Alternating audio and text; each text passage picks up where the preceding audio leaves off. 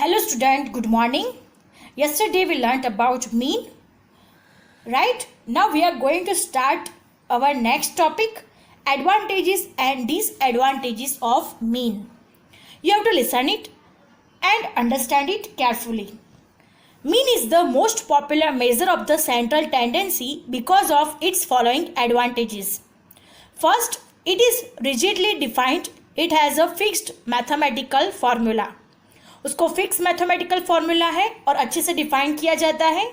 It is easy to understand and calculate. बहुत ही easy है अंडरस्टैंडिंग के लिए और कैलकुलेशन के लिए.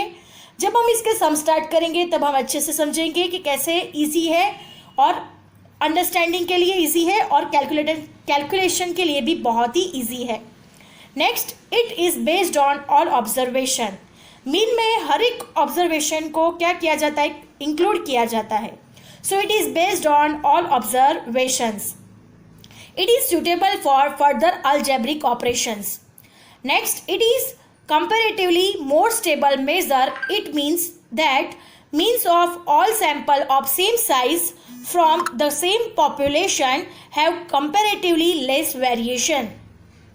All the observations are given equal importance in the calculation of mean. Now moving to the disadvantages.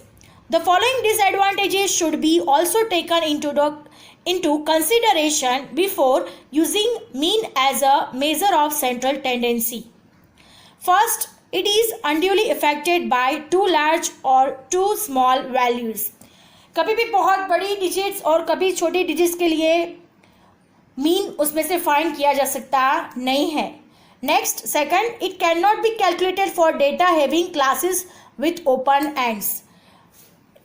Classes with open ends यानी ऐसा डेटा कि जिसके क्लासेस ओपन एंड्स हो तब मीन का फॉर्मूला यूज़ होता नहीं है.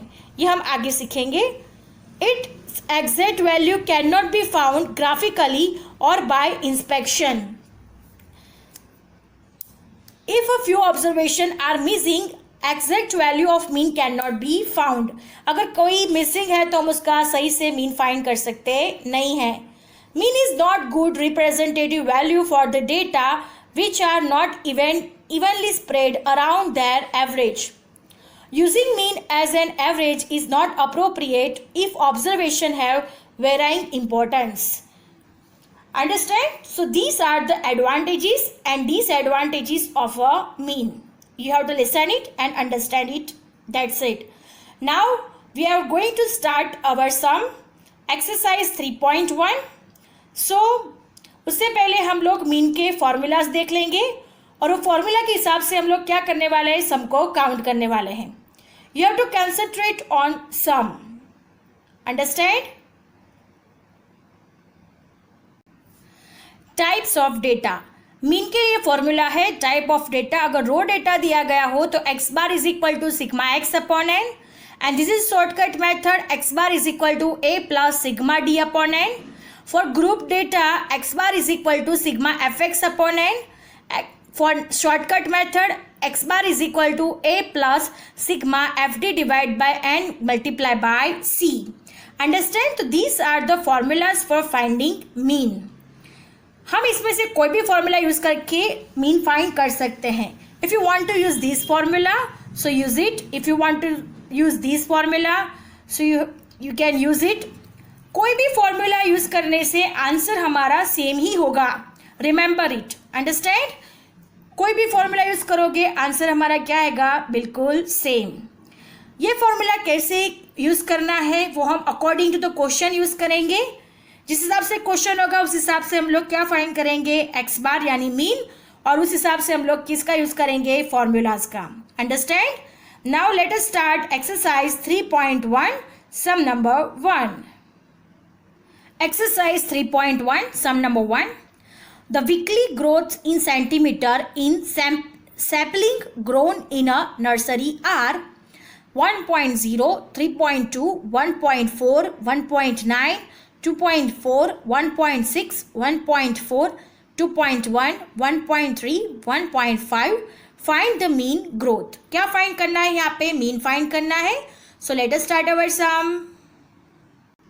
Look at here student, x is equal to, according to our sum, 1.0, 3.2, 1.4, 1.8, 2.4, 1.6, 1.4, 2.2, 1.3 and 1.5. Now we have to find sigma x. Sigma x it means all the observation का क्या करना है, सम करना है यानी एडिशन करना है. तो 1.0 plus 3.2 plus 1.4 plus 1.8 plus 2.4 plus 1.6 plus 1.4 plus 2.2 plus 1.3 plus 1.5, 17.8. Now what is the formula for mean? X bar is equal to sigma x upon n. 17.8 divided by number of observation. Number of observation means कितने observation है यहाँ पे? तो there are 10 observation. Let us count 1, 2, 3, 4, 5, 6, 7, 8, 9 and 10. So 17.8 divided by 10, 1.78 centimeter. So our x bar is equal to 1.78 centimeter. Understand? So our answer is x bar is equal to 1.78 centimeter. Understand? Our sum is over here. Now moving to the next sum. Sum number 2. Sum number 2. The mean age of 4 participants in a relay race was calculated to be 24 years. Later it was found that one of the participants' age was actually 27 years, which was wrongly recorded as 25 years. If there is a rule wherein it is not possible to participate in this race if the mean age is more than 25 years, can they participate in this race even after the correction of age? Now look at here. You have to understand the question first. What is given in the sum? The mean age of 4 participants. It means n is equal to 4 and mean दिया हुआ है 24. हमने mean find कर लिया है 24 और n दिया गया है 4. राइट? अब क्या है? Later it was found that one of the participants age was actually 27. यानी 27 हमारा राइट ऑब्जर्वेशन है, which was wrongly recorded as 25. उसको रॉन्गली कैसे रिकॉर्ड किया गया है? 25 ईयर्स से. So if there is a rule where in it is not possible to participate in this race if the mean age is more than 25 years. यानी जो mean आएगा अगर 25 से ज़्यादा आएगा तो पार्टिसिपेट नहीं कर सकता. So can they participate in this race even after correction of age? हम लोग को क्या करना है? करेक्ट एक्स बार फाइंड करना है. क्या करना है? करेक्ट एक्स बार. ये जो हमारा एक्स बार है 24 ईयर्स, ये हमारा गलत एक्स बार है. कैसे गलत है? क्योंकि हमने जो 24 फाइंड किया है जिसमें सारे ऑब्जर्वेशन का प्लस किया हुआ है, उसमें से एक ऑब्जर्वेशन क्या था? तो 25 था, रॉन्गली रिकॉर्डेड हुआ है. क्या है? 25 क्या हुआ है? Wrongly recorded. यानी 25 हमारा क्या है? रॉन्ग ऑब्जर्वेशन है और 27 हमारा क्या है? राइट ऑब्जर्वेशन है. अंडरस्टैंड? तो सबसे पहले हमें क्या करना होगा? सिग्मा एक्स को फाइंड करना होगा. Understand? Let us start our sum. So look at here student, n is equal to 4 given in the sum, x bar is equal to 24, it is also given into our sum. Sigma x क्या करना है? हमें find करना है.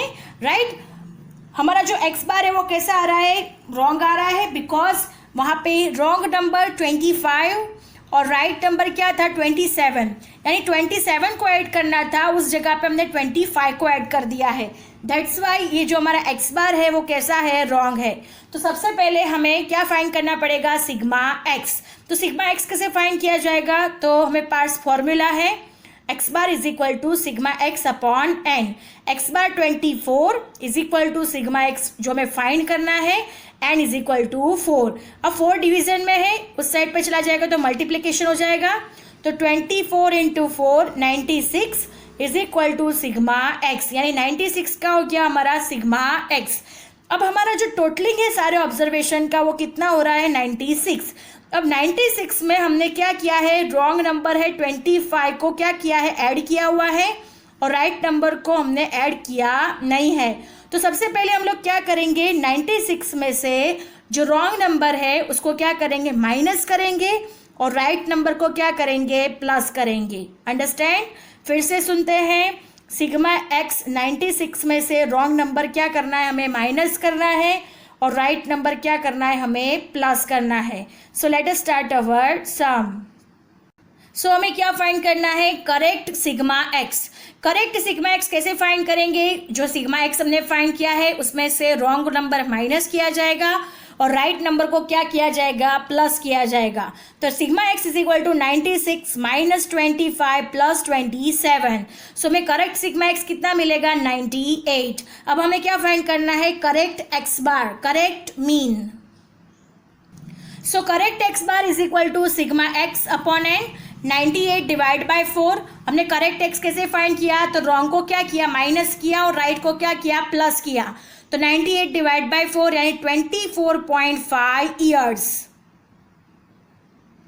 सो 24.5 years, right. तो हमारा question क्या था, can they participate in this race even after the correction of age, right. तो even after the correction of age यानी after correcting the mean, yes they can participate in the race. Understand? वो participate कर सकते हैं because हमारा क्या rule है कि 25 ईयर से ज़्यादा होगा तो वो पार्टिसिपेट नहीं कर पाएगा। बट यहाँ पे कितना हो गया, 24.5 years. So they can participate in this race even after the correction of age. Understand? So our sum is over here. Now moving to the next sum, sum number 3. Now sum number 3. The following table gives the diameters in millimeter of different screws selected from a large consignment. Find the mean diameter. Diameter of screw and number of screws are given. Look at here student, ये data कैसा है, तो सबसे पहले आपको याद आ जाना चाहिए कि ये डिस्क्रीट डेटा है बिकॉज यहाँ पे कोई क्लासेस नहीं है। मैंने आपको बताया था कि जब भी क्लासेस बिना का डेटा हो तो उसको कौन सा डेटा बोलते हैं हम लोग, डिस्क्रीट डेटा, राइट। तो diameter of screw and number of screws are given. So let us start our sum. So look at here student, diameter of screw it is denoted by x, number of screw it is called frequency. So we have to find our next column fx. fx कैसे find करना है, तो f और x का क्या करना है, multiplication. 30 into 4 120, 35 into 10 350, 40 into 15 600, 45 into 8 360, 50 into 5 250, 55 into 3 165. After finding fx, let us total of all this frequency. ये टोटल करेंगे फ्रीक्वेंसी का, n is equal to 45 and sigma f x is equal to 1845। Now अब क्या करेंगे हम लोग, x बार का formula रख देंगे। Look at here student, according to the table sigma f x is equal to 1845, n is equal to 45। Now x bar is equal to sigma f x divide by n, sigma fx 1845 divided by 45, so 41 mm, right. The mean diameter of screw is 41 mm. Understand? Our sum is over here. Now moving to the next sum, sum number 4. Sum number 4, the marks in a test for a group of students are as follows. Find the mean marks of these students. Marks and number of students are given. Marks 0 to 10, 10 to 20, 20 to 30, 30 to 40, 40 to 50, 50 to 60, 60 to 70. And number of students are also given. Now ये कैसा data है, आप लोग देख सकते हो classes दिए गए हैं। तो क्लासेस वाला डेटा कौन सा डेटा हो गया हमारा, yes it is continuous frequency distribution. अब जब भी आपको continuous frequency distribution दिया गया हो तब आप क्या फाइंड करते हैं, मिड वैल्यू। आपको याद होगा जब भी continuous frequency distribution दिया गया हो तब हम क्या फाइंड करेंगे, mid value.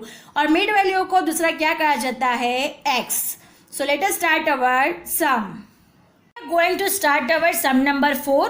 Marks according to the question 0 to 10, 10 to 20, 20 to 30, 30 to 40, 40 to 50, 50 to 60, 60 to 70. Frequency according to the question. X. X means mid value we have to find. 0 plus 10 divided by 2, 5. 20 plus 10 divided by 2, 15. 20 plus 30 divided by 2, 25. 40 plus 30 divided by 2, 35. 40 plus 50 divided by 2, 45. 50 plus 60 divided by 2, 55. 60 plus 70 divided by 2, 65. After finding x, we have to find fx. It means f और x का क्या करना है? Multiplication. 3 5 are 15. 5 into 15 75. 12 into 25 300. 16 into 35 560. 11 into 45 495. 5 into 55 275. 4 into 65 260. Multiplication करने के बाद F x से क्या करेंगे हम लोग? टोटलिंग करेंगे. तो f x is equal to 1980 और sigma f is equal to 56 हो जाएगा. अब क्या फाइंड करना है? हमें मीन फाइंड करना है. तो मीन का फॉर्मूला हमारे पास है x bar is equal to sigma f x divide by n. यानी क्या करना है? 1980 से 56 को डिवाइड करना है. तो हमें क्या मिल जाएगा? Mean. Now look at here student. x bar is equal to sigma fx divided by n. 1980 divided by 56, 35.36 marks. So mean is equal to 35.36 marks. So our sum number 4 is over here. I hope you understand it very well. Thank you students.